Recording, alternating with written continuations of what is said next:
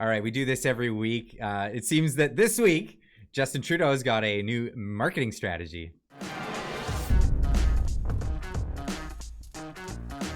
Marty, what are the Liberals up to? They've got some new staffers. They got people coming in and teaching Justin Trudeau how to campaign. I guess they're doing this.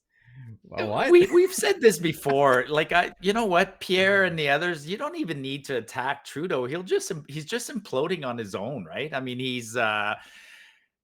Pierre's really good at baiting him. Like, he's really good at baiting him, and you can tell when Trudeau steps into the trap, and then he has that one liner, and it's all good. Yeah, I mean, basically Trudeau this week might as well walk around with a hat that says "Make Canada Great Again" because he fell for that, and you know.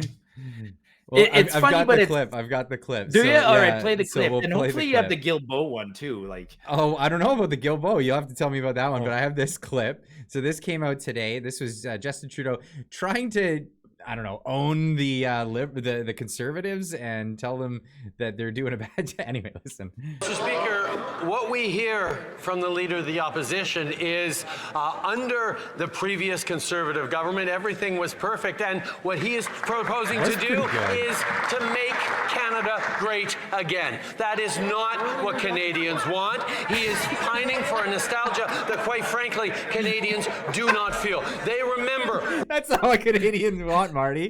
They don't want it to be great again.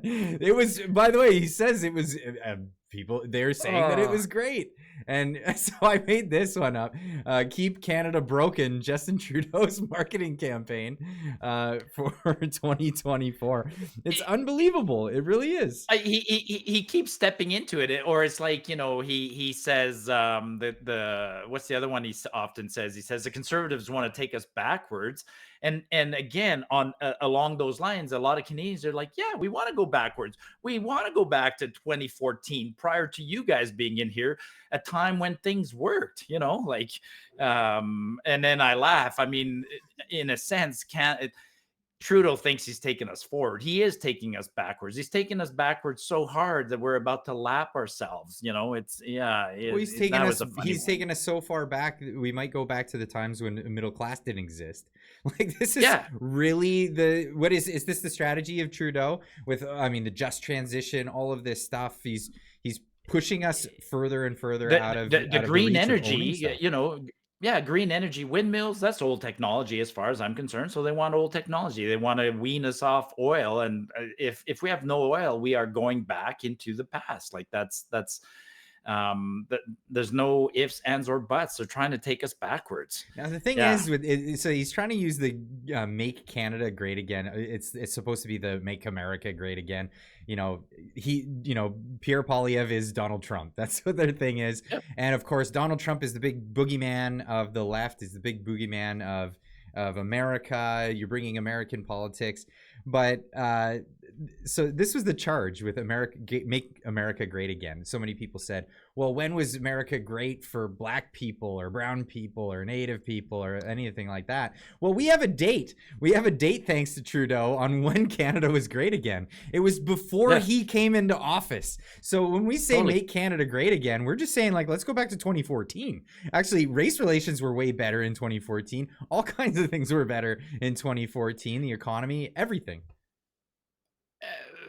I'd like to go back a little bit further. I'd like to go back to 2011, 2012, 2014. Oil price took a beating, but no, and asking to go backwards on some policies is legit, right? It's a real thing. Like, remember, ArriveCan was an example of that, right? Like, ArriveCan was something to replace the little pieces of paper, and it failed. And I remember Omar Al-Habra was having all sorts of problems and this and that, and people just said, dude, just scrap it and go back to the way it was like 6 months ago. Like, it's we rarely see that. We just saw that here in Calgary recently. A reversal of a policy. The city of Calgary on January 16th, and they enacted similar to what you guys used to have, a plastic ban and a no paper bag ban We still Yeah. have Oh, it. you still Yeah, have we it? still have it Yeah. in British Columbia. We had it for 2 weeks. We had it for 2 weeks, and then the uproar was so big that the council reversed itself.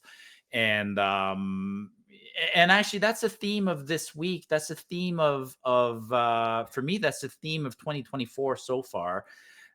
I as a conservative feel like there's been a big turn of events. Canadians are really fed up, and Canadians are retaking control of some of their institutions. I mean, just as a quick note, further to that, it got so bad in Calgary here that there's a petition to recall the mayor of Calgary.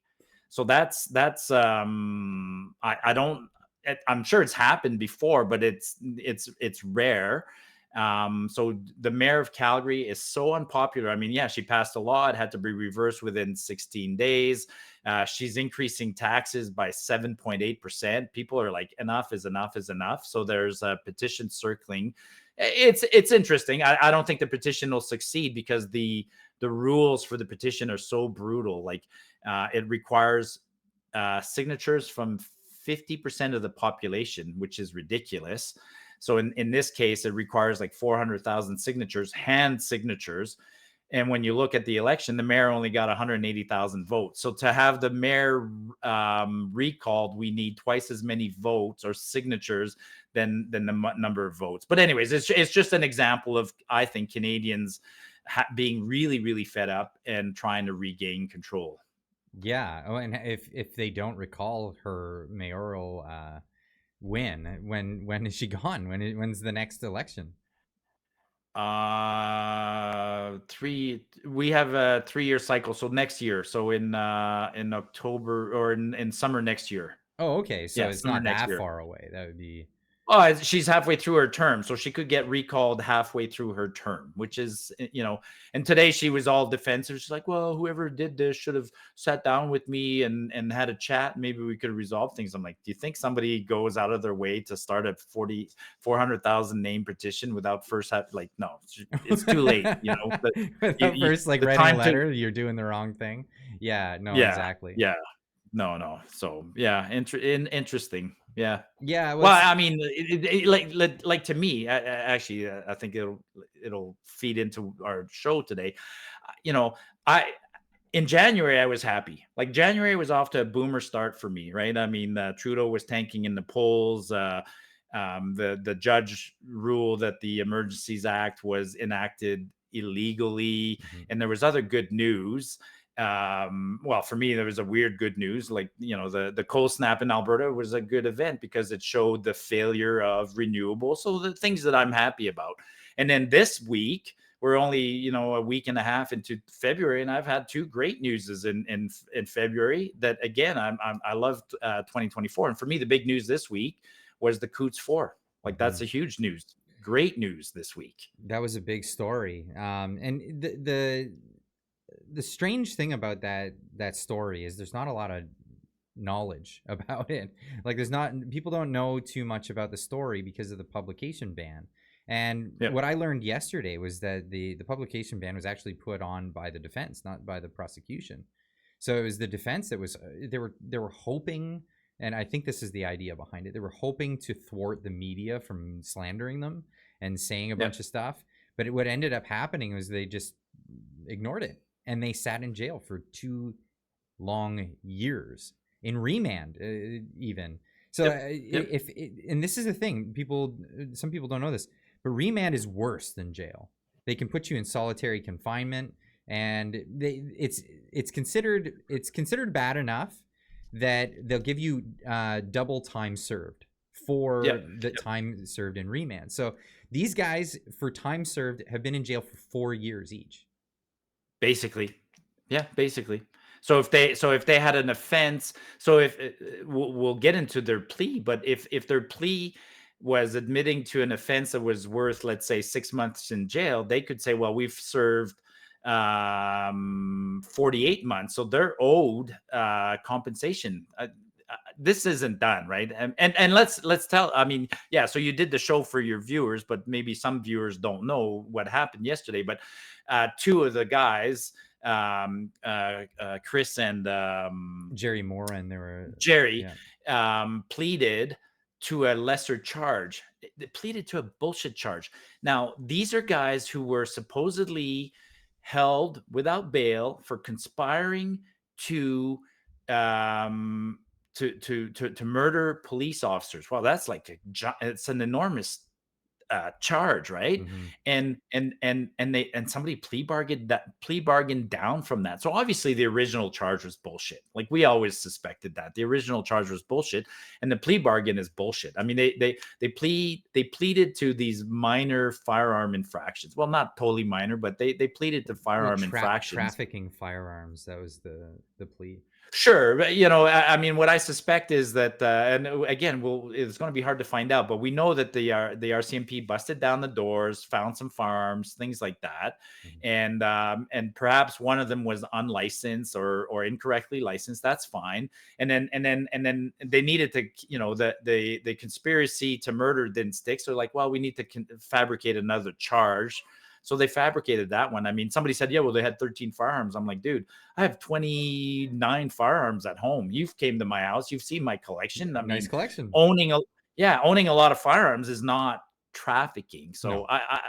yeah. Now, two guys are staying, and one guy is committed to staying as long as possible because he wants to go to trial. Like that's committed on his part, man. Because yes, like you said, being in remand is like Chris Lysak is 6'5". Okay, 6'5", Mhm. and like a 280-pound monster. And in remand, he has a shitty like normal bed. At home, he has a longer bed, and if he went to a full-time correctional facility, then they'd probably have time to accommodate and do things like that. In remand, he's sleeping basically in solitary confinement on a shitty bed.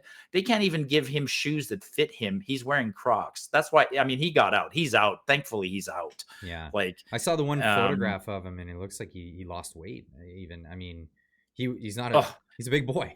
He's a big boy. yeah, yeah. It takes a lot of work to keep that kind of weight There, on. there, And there, there's no in remand. It's not a correctional facility. There's no counselors. There's no schooling so you can upgrade your skills. There's no gym. There's no television room. There's nothing, man. It's like, you ever been in a drunk tank? I'm not proud to admit it, I but don't have to. I've I been don't in want to one. admit to any of that. Yeah, yeah. I've been in a drunk tank. Like we've all been there. And then how do you get fed in a drunk tank? There's literally a vending machine with those Hogar hoagies or vacuum sealed freaking burgers that they throw in the microwave, and the guy gives you like an instant coffee and a shitty cheeseburger, and that's your food in the drunk tank. I think the food in remand is like it's slightly above that, but it's not. Yeah. Uh, Can't be anyways, good. It to be can't be good. Now, yeah.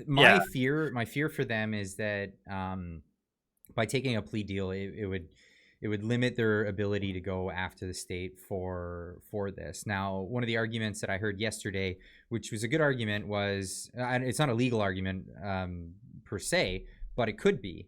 And this is that, well, what kind of situation are they in to be making these negotiations for a plea deal? Wouldn't that not be considered under duress, that they're being told, plead this out and you get to see the sun again? You get to go outside after 2 long years in remand. Yeah, at this point, any good lawyer would be able to keep the battle for them. The problem with these poor guys is they're out of cash, man. Mm. Like they're 2 years. They're every one of them is $500,000 into the hole fighting them out of this. So now maybe now some lawyer will take on the case with an eye on a prize, right? I mean, with a lawyer who is just trying to get him out of jail, he's just getting paid his money to get him out of jail. Now, maybe a lawyer will say, "Ooh, I can get you $20 million in compensation for wrongful incarceration, and I'll take 25%." Now I can see different kind of lawyers stepping up. So we'll see what happens. I mean, I honestly, I think they have a case. I mean, it's a travesty. Like, 2 years where the public was led to believe that these guys were. I mean, how many times did I come across people like I came across people who said, "Oh, they're bad guys. They were caught with guns and they were conspiring to kill police officers." I'm like, that's That's literally hearsay. Yeah, Like at this point, it's now bogus. It's now now it's bogus. It's bogus. totally bogus. Yeah. I And the mean, fact that two nobody guys are still in jail right now when those charges have been dropped as bogus charges, totally. it's unbelievable that they're still in. Yeah, yeah. If the Crown seriously thought that these guys were going to kill cops, they wouldn't have plea bargained to a gun trafficking charge. No. No way. No way. So yeah, that's one of the good news stories for me so far this year. The other one is for me is the one about the mayor. I mean, a mayor being recalled and Trudeau and Guilbeault. I'm like You got to tell me about the Guilbeault one. What happened there?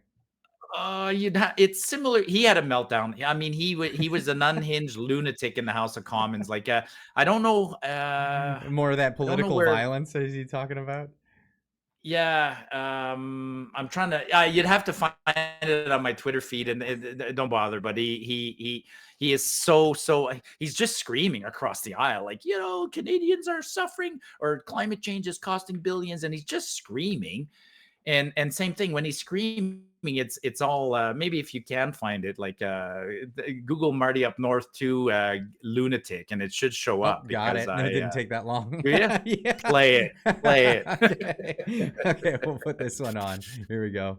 You want to know the truth? Climate change is real. That's the truth. You want to know the truth? Climate change is impacting Canadians all over the country, including farmers from coast to coast, Mr. Speaker. You want to know the truth about climate change? It's costing Canadians billions of dollars. That's the truth about climate change. Our plan is working. We are reducing emissions. We're helping Canadians with affordability. That's the truth, Mr. Speaker. Well, you know what? There is some truth to that. So climate change is real. It's been happening for the entirety of the planet, and since we've had an atmosphere, climate's been changing, and climate change is costing billions. It's costing us billions to fight this boogeyman that isn't really an issue. I mean, and I wish he would clarify the billions, because I'd be willing. Like right now, I know for a fact that the carbon tax brings in $5 billion in revenue to the government. So then I would say, okay, if climate change was costing $2 billion, then that's fine. I'll take the $2 billion loss. It ain't worth paying $5 billion to solve a $2 billion problem. But when did it go from global warming to just regional Canadian warming?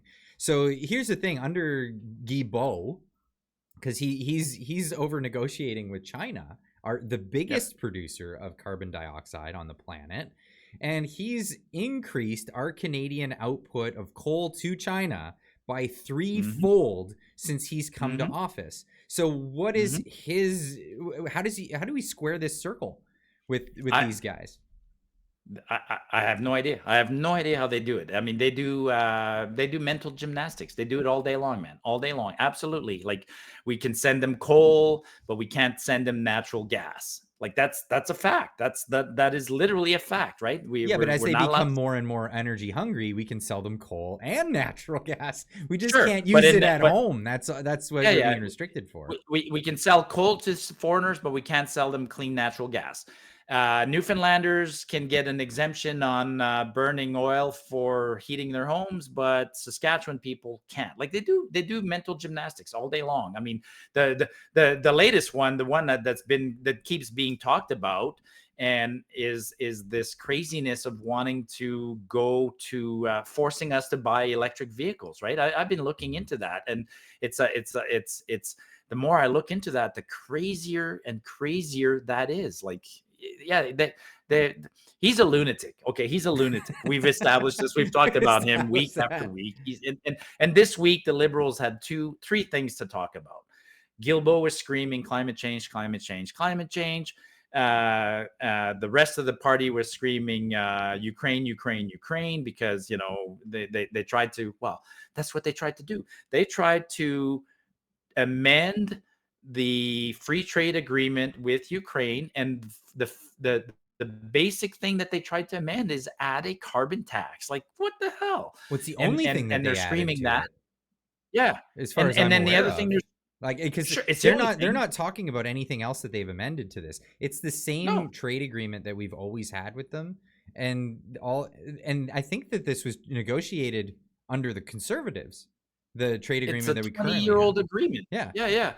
And then are they talking? Well, are they talking about the fact that that the UK canceled our trade agreement negotiations last week? Nope, they're not talking about that. So the Liberals are stuck on 3 talking points: Ukraine, Ukraine, Ukraine. How dare you not support Ukraine? Which, by the way, I look forward to Tucker Carlson tomorrow. Like, he's interviewing Putin as we speak, or did, and then Yeah, the he did. interview comes out tomorrow at 6 p.m.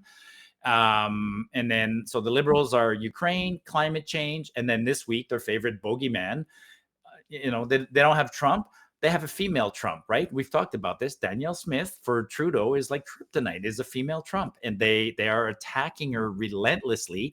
And God bless her, she went into their territory. Like, she's in Ottawa right now. She went to Ottawa on their turf, That's and something else.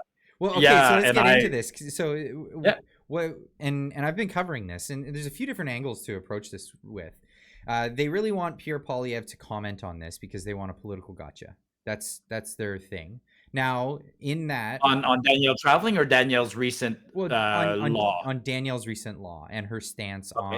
on this trans thing, Parental rights. parental rights. It's all a of that. stance on parental rights, is what it is. Yeah. Right. And so they want an opinion out of Pierre Poilievre. Now Pierre's playing it safe, but he's also doing Totally. the right thing.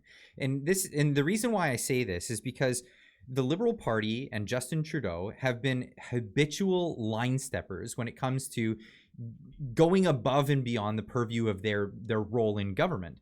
As a federal government, they should stay out of provincial matters. Absolutely. And there should be no ifs, ands, or buts about it. But they've been doing things like pressuring them by saying, we'll cut your funding, we'll do all this stuff, do these provincial things that we want you to do, which is completely wrong, and it's overstepping their boundaries. So right there, they're habitual line steppers. When Pierre says, I'm going to stay out of provincial politics, that's the opinion. And this in my opinion is the right opinion for someone who wants to be the federal leader of the government. He wants to be the prime minister. He is showing the right footing by saying, I'm going to stay out of politics when it comes to provincial matters. That's great. And then today he came out and they asked him about his personal opinion on the puberty blockers. And he said, what, with children? Yeah, of course I'm against that. That's not, no, not with children. Yeah, no, it's actually Poilievre is staying out of a couple of topics, right? He's purposely not, for good reasons, for the reasons you spoke about. But and the other topic he's avoiding is the Alberta pension plan. Alberta's discussions about wanting to pull out of the Canada pension plan. Poilievre has informed the Conservatives not to talk about that. I mean, that's a bit of a national issue. It could be a national issue. Just like parental rights could be viewed as the purview of Ottawa, because it is, it centers around human rights, let's say. But yeah, Trudeau, Poilievre is right to stay out of Danielle's hair right now, metaphorically speaking. And let Trudeau and Guilbeault attack her, and she's making mincemeat out of those guys. So yeah. She's doing good. She was in Ottawa this week. I mean, God, I love her. Like, she was in Ottawa, and now she was in Oklahoma. She's going to Florida. She's meeting with all these people, and she's literally going around saying, we're open for business. And she went to Ottawa. She opened Alberta kind of like opened an embassy office in Ottawa because Danielle was saying, like, people would come to Ottawa expecting Ottawa to introduce them to the appropriate premiers and places, and they weren't doing that. Ottawa was ignoring Alberta. They were keeping it in house. Yeah. So Alberta's like, fuck it, we'll open our own office. Try to keep it clean, Marty. Come on. Yeah. So that's great. I'm glad to hear that Alberta is proactively reaching out and trying to sell energy, because at the end of the day, that it's going to benefit all of Canada if Alberta is selling energy across the world, or even just in our Yep. backyard, it's good for all Canadians, and Totally. it'll help us all. And on this whole energy front, and even if we like, 'cause I do consider myself an environmentalist, just not an environmental patient. You know what I mean? Not strapping yourself to a tree, right? You see Right. the value of a tree at some point needs to be harvested. You see the value in that. Exactly. And I rebranded it. I call myself ecological. I'm an ecological person, right? I like to think of things in the, you know, in a constructive sense. If, you know, we can have a clean environment, and we can do it while fostering industry and building an economy. It's the only way at the end of the day that we're going to actually have a cleaner environment long term. If we send ourselves into poverty, what's the first thing we're going to do? We're going to chop all the trees down. We're going to dirty the waters. We're going to muck up everything just so we can heat our homes and do stuff with no money, right? And this is, we see this all around the planet. Anytime we see it locally. Guess who's doing that right now as we speak? And now they got slapped on the wrist for doing it. So Quebecers and the Maritimers were cutting trees and burning trees in their fireplaces. Like, actually, one thing that's really cool when you go to Quebec, the city of Quebec in particular, you do see 200-300-year-old homes. They were built to last forever, built out of bricks and rocks, right? And they have fireplaces. And now it's cold, and people are burning wood in their fireplaces, which is going back in time. But you can't go back in time, because you can't go forward. You can't burn hydrocarbons. You can't burn coal. And now you can't burn wood. So Quebec, as of today, issued a temporary ban on burning wood in wood stoves and wood fireplaces, because I guess the air got too polluted. And I don't know how they're going to. Anyways, it's so ridiculous. So there's a British. You're damned if you do, and you're damned if you don't. There was an invention right out of this province of British Columbia, and it's called the catalyst stove. I was telling you about it when I was at your place the other week, and it's an amazing invention. It's not rocket science. It's a catalyst, like a catalytic converter that you would have in your car. It's placed on the top of a wood stove, right at the chimney, right at the flue. And it accelerates the burn, so you have more. Basically, the chemicals that come off. It does a perfect combustion. It gets closer to perfect. That's right. Which is, so then the products are just water and carbon dioxide and none of all the other nasty stuff. Absolutely. And it actually saves people from having to clean out their chimneys, because there's no grease to build up. And you won't have chimney. Clyde, there's solutions to problems like that all the time. I mean, I'm a pro Danielle Smith. I mean, when she was in Ottawa this week, she was talking about the energy grid and how we've, she gave the example that there was a company that wanted to build, that was willing to do the permits to build a 1,200 megawatt gas-fired power plant with carbon capture and all the latest technology, all the latest and greatest. It would have been fantastic. And she says that company couldn't get financing because they were looking on the international market for financing, and the financiers told her that doing business in Canada is too risky. So we're shooting ourselves in the foot in all sorts of ways. Now, I've said this about the environmentalists. Sure, you're blocking the pipelines because you want to build the windmills, but when it's time to build the windmills, you're going to need money, and you won't have the money because you've scared the shit out of the investors. Yes. It's crazy. It's crazy. And we talked about news stories where they were talking about investors that are holding off. There are investors around the world that are looking at Canada like, wow, look at all the untapped resources there, and we're just gonna wait until we find out what happens to Justin Trudeau, because that's really where they're at. And they're not gonna come in. I've talked about this before. It's a term called regime uncertainty, where you're uncertain of what's going to happen with the political regime in a country, so you wait. Now, this is something, again, getting back to the environmentalist thing and being more ecological. If you care about forests and you care about the Amazon being chopped down, you should advocate for us cutting forests.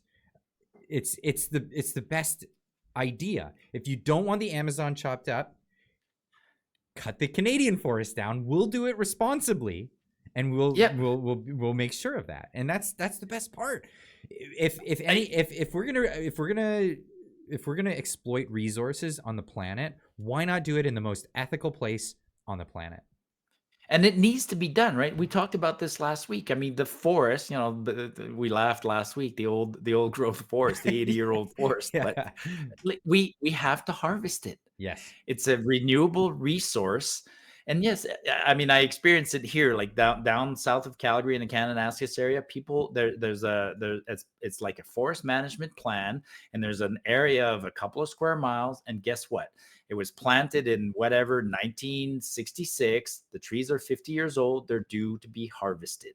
And so the company is going to go harvest them. And now people are up in arms. I'm like, yeah, because it's in your short-term life, unfortunately for you, that favorite creek that you like to go to, they're going to cut those trees. So sad for you, because that favorite spot of yours has to be cut. But in the grand scheme of things, it has to be cut so it can regrow.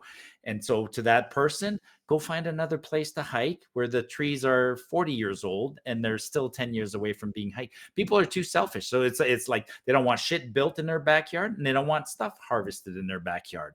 And that's just one example. I mean, I saw another great example this week, talking to somebody about grazing, right? Grazing. And when you talk to a rancher who explains grazing, I didn't know this, but some of the land around here, like I always thought land was interchangeable. You can graze it and you can farm it, you can grow carrots or whatever. And they're like, oh, no, no, no, no, no, no. Like this land's a little too acidic, a little too this, a little too that, and it doesn't grow good vegetables. It's perfect for grazing. And the cows cut the grass, you move the cows to another. Anyways, when you talk to people who know how things should be done, it's so enlightening and so fascinating. And then you turn and you listen to Gilbo and you go, holy shit, like wow, The like guy's a moron. Yeah. the guy's a moron. The guy's a moron. The Like, guy's a like moron. cows. It's like, yeah, but you've never thought of it's too simple to think that a cow just like the guy was literally going on and on about how cows redistribute water. And I'm like, oh, okay, enlighten me with this. And he's like, yeah, they They drink do. and then they piss over here. And when they piss over there, they're fertilizing and they're technically spreading water, and then this and then that. And I'm like, it's so complex. Well, It's so Dr. complex. Alan Savory, I think you'd be fascinated by this. He'd been working for decades and decades and decades on holistic management of livestock, and he's discovered that it's actually the way to reverse the effects of desertification. Things that we thought previously were due to climate change are actually due to large megafauna or animals no longer roaming the plains. And this is what's causing the desertification. So the grasses, they grow and nothing eats them, nothing tramples on them, and nothing keeps them from drying out and the root system actually coming out. The same thing happens with overgrazing, and we've also heard stories about the dust bowls. It's fascinating stuff. Anybody who's listening to this, check out Dr. Alan Savory. He's done some fantastic work over the years, and these are the people we should be turning to, not these crazy lunatics that are giving us doomsday theories. Yeah, and a guy like Gilbo is a guy who grew up in Montreal his whole life. Like, what's his, like, fundamentally, he's not broadly traveled. He travels for work, let's say, but is he sat down and truly talked to people and see how the real world works? No, I don't think so. I No. don't think so. No, So absolutely not. yeah, But some things did happen in the real world a number of decades ago that he didn't even know about, but everybody in Parliament soon learned about. Anthony Rota actually introduced the guy, and he got all the flack for it. Yeah, that's right. We're going back to the story of the Mr. Funny Mustache Man follower, the old clankety clank bad guys from WW2. Well, they had one of them, a Waffen SS, invited to the Parliament in September, was it? It was back in September. Yeah, it was around September, October, when Zelensky came for a visit. That's right. So when that happened, immediately Trudeau and all of his cronies threw Anthony Rota, the Speaker of the House, under fingers at they pointed fingers. They said he had invited the guy. Now, I remember commenting on this and saying, listen to when he speaks. He clues in halfway through introducing the guy what was going on. And I was like, there's no way he knew. He didn't know this There's guy no was way he coming. knew. Yeah. He's like, we have with us a celebrated soldier who fought against the Russians. oh shit, right? That's when he realized, ooh, the Russians were on our side. So yeah, he apparently inviting him to the House of Commons was worthy of demanding the speaker's resignation, That's which right. we got. But now it turns out through memos that have been leaked that it wasn't the speaker who invited that man. It was none other than the prime minister. So if it was worthy of the speaker resigning, how come it's not worthy of the prime minister resigning? Well, bumble and fumble over that one, Yeah, because that's really all we ever got out of that. And where are the cries for the public outcries for him to resign? I mean, every day there's public outcries for him to resign over Oh no, no, no. everything that he's done. But All week, all they've been screaming now as a distraction is,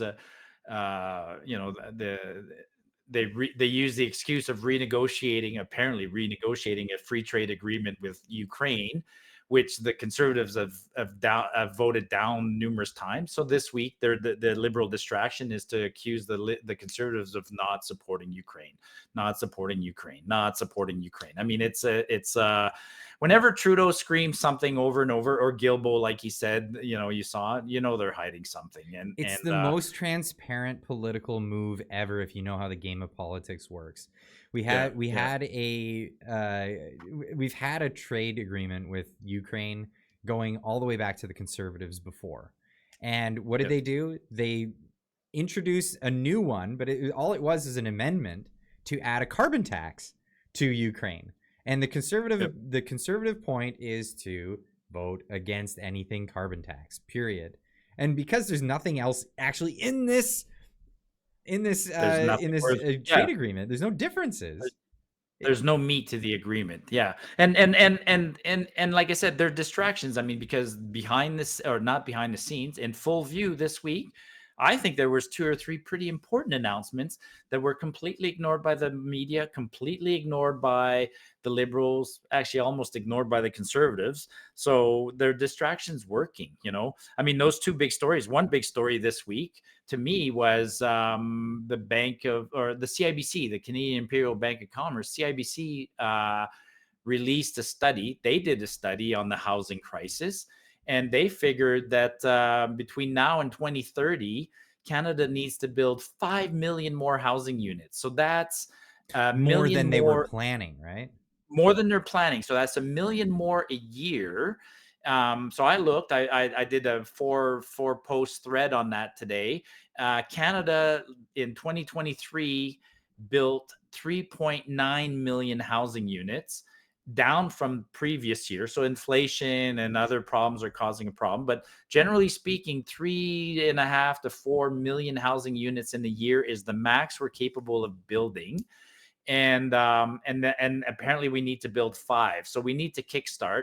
And that was another. So the conservatives did talk about it a little bit in the House of Commons. And that was another funny exchange today where Pierre baited Trudeau. He said something like, all the liberals ever talk about is plans and announcements. We need houses.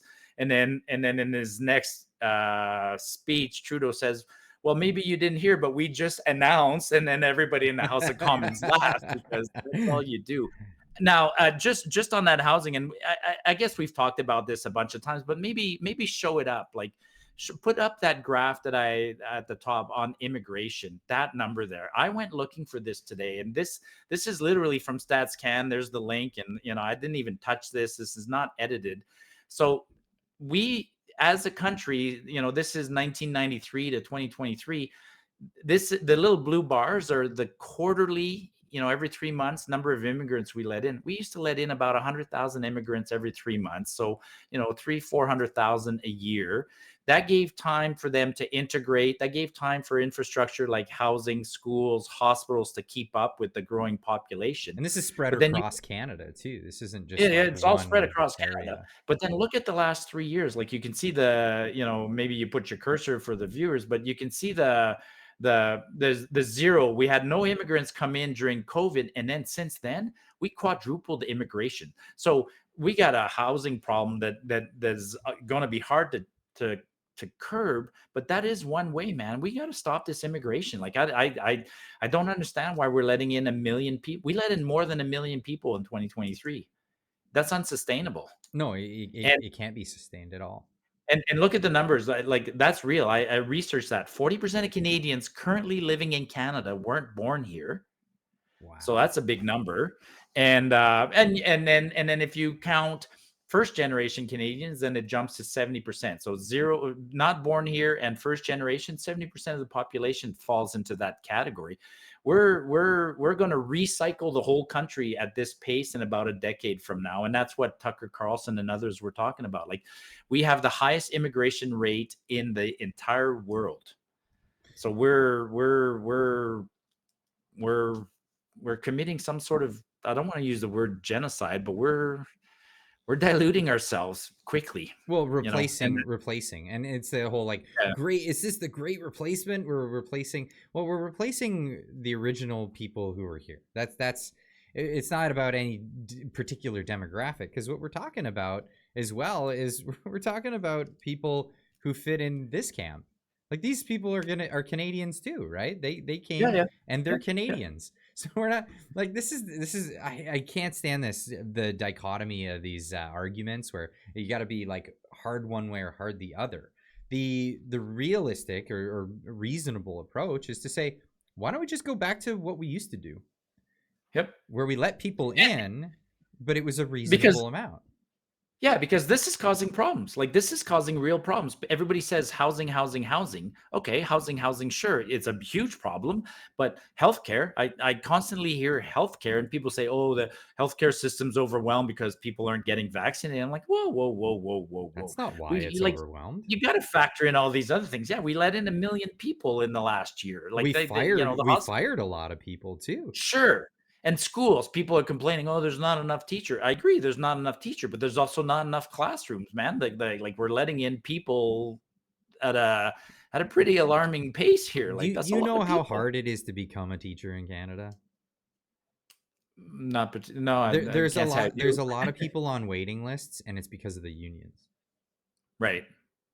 Like, it's a lucrative job, and people want the job. But we have these unions that are a barrier to entry, and that's a huge problem. If we wanted more teachers, we could get a lot more teachers in. It's one of those overtime things, kind of thing, right? So the senior people want overtime or whatever, and then they block new hires. Yeah, you could. I'm not surprised. I mean, it's I never thought of it that way. Okay. I know people, like, I have friends whose wife or whatever, a bunch of people who work in the schooling industry. And that's it. They first have to get a job where they're a part-time teacher or a fill-in or all this stuff, and they go through that gamut for years before they ever get their full-time position as a teacher. Yeah, and same with the and same with the immigrants who come here. Like, I know I've heard stories. I've heard stories of, like, qualified mechanics and engineers and doctors that have to go through the hurdles to become recertified here. And I think we could probably do a better job. But a teacher, you can't tell me, like, if you're a teacher who could teach in India and you can teach grade 6, math and science and stuff, other than maybe a language barrier, I imagine you'd be able to teach in Canada pretty freaking quickly. Right? Like, quickly. It's a transportable skill. Yeah. So yeah, that was one news story that was buried, the housing one. The other one that was buried for me, and I was looking forward to it to come, is the RCMP released their annual homicide and firearm statistics report for 2022. So not even for last year, for 2022. And could you find that one on my post? I just want to highlight one small page out of that one. I think it'd be about 6 or 7 down, or type in you know what? I'll read it. I'll find it. Basically, what was fascinating. Marty. You tweet a lot. Yeah, I know. That's the problem. You can't. Oh, that was a funny one. That lady. This is actually really good. We'll talk about this Yeah, leave it there. You know what? Maybe we'll talk about the firearm next week. But there was one thing that was really interesting.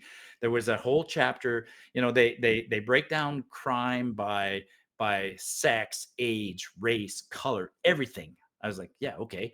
Why not by firearm ownership? And guess what? In the report they did. I was like, wow, okay, we Really? haven't seen. Yeah, and there's a big chapter that said like the I'm paraphrasing, but it basically said crime is almost never committed by licensed firearm owners. I was like, wow, I can't believe they actually said that. I can't That's believe they actually said that. actually in the statistic. That is It's in the amazing. statistics. And I was like, it used to be in the statistics prior to 2015. Like every year, they was always reported there because yeah, when they get a gun at the crime scene, they they automatically figure out, is it registered in Canada? Is it registered to Yeah. somebody, right? So they know everything about that firearm. So in the report, there's a whole section that says they're almost never licensed, or the crime is almost never committed by a licensed firearm owner, and the firearm used is almost never legally acquired. I'm like, so when I read that, I'm like, again, God bless. There's a senior bureaucrat somewhere who finally said, bullshit, I'm putting the truth in there. I don't give a shit if my boss doesn't want me to put that in there. I'm putting it in there. That whole report, I encourage people, maybe we'll talk about it as a whole different show, but it is an endorsement of how bad liberal firearm and crime policies have been for the last decade. I mean, crime went down and down until about 2015 under the Harper years. It's just phenomenal.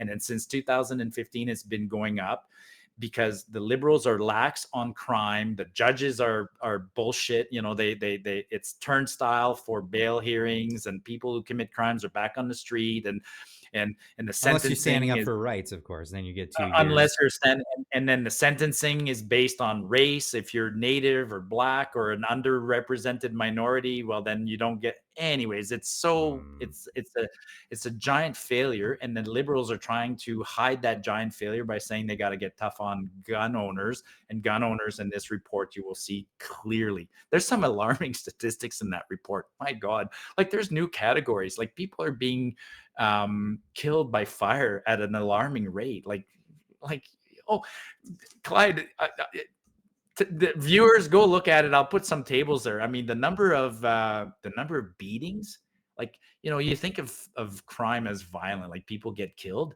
There's almost as many people who get beaten to death. Like, how mad do you have to be at somebody to want to beat them to death? Like 200 people in this country get beaten to death.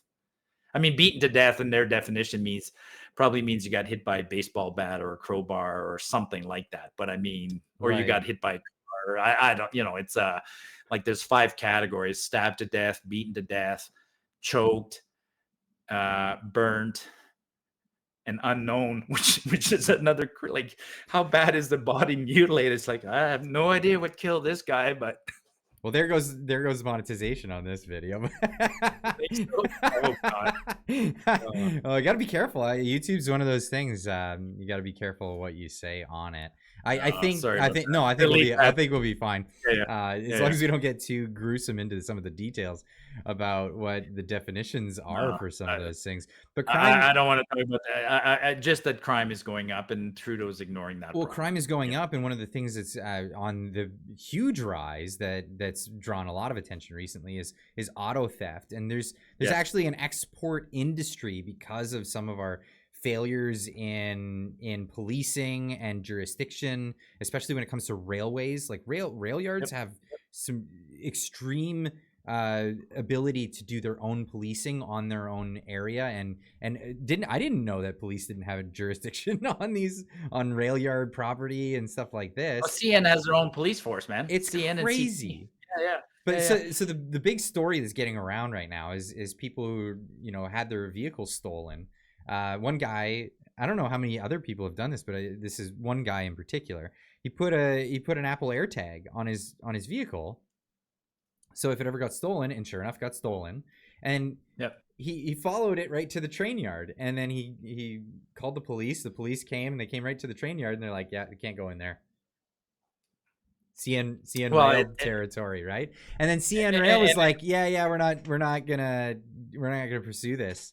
And then he watched his no, car because it's a go on lucrative business for them. It's like letting in, what does CN do? On one trip, they bring in illegal immigrants, and on the way out, they export cars.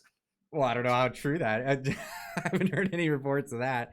But so anyway, the guy, he watched it go all the way to the port of Montreal, and then he was trying to get in touch with CN Rail, and they're like, yeah, nothing we could do. I don't know. And he's like, I know where it is. I know exactly which container it's in.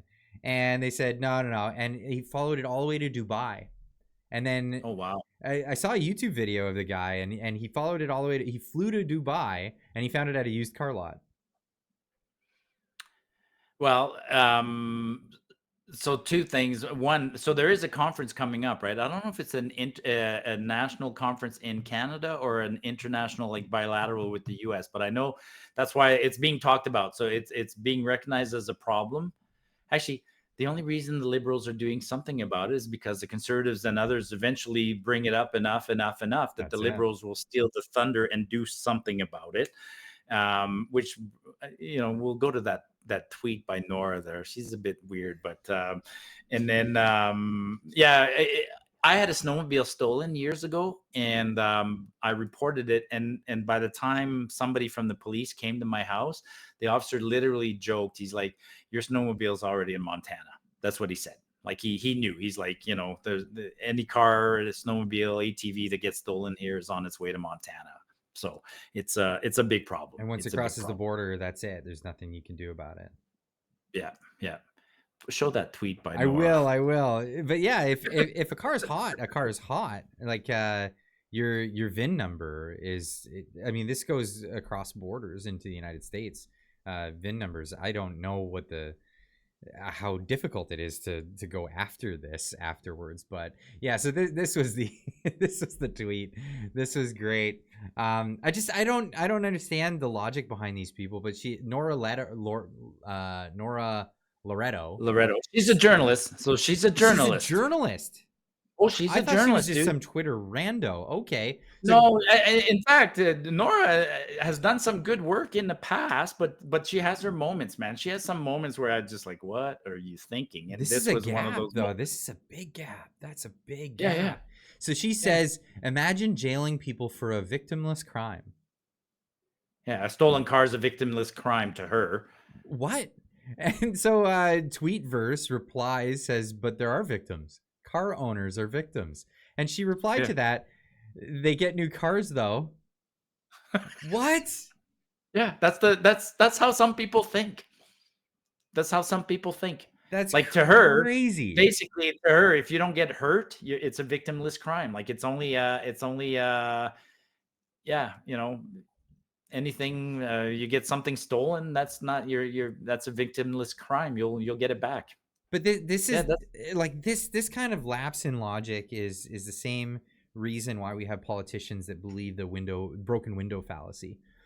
So the broken window fallacy, for people who don't know, is the idea that if someone was to break a window in your neighborhood, it creates and generates work for the window maker, and it generates work for the person who installs windows, and it's an economic benefit to the neighborhood to have a vandal in your neighborhood because it generates revenue. It's so backwards because it's easily falsifiable. It's it's a zero-sum game. It's people have to not invest in other things and pay for other things in order to pay for this thing to employ those guys. And you're allowing a crime to take place. This is what's happening.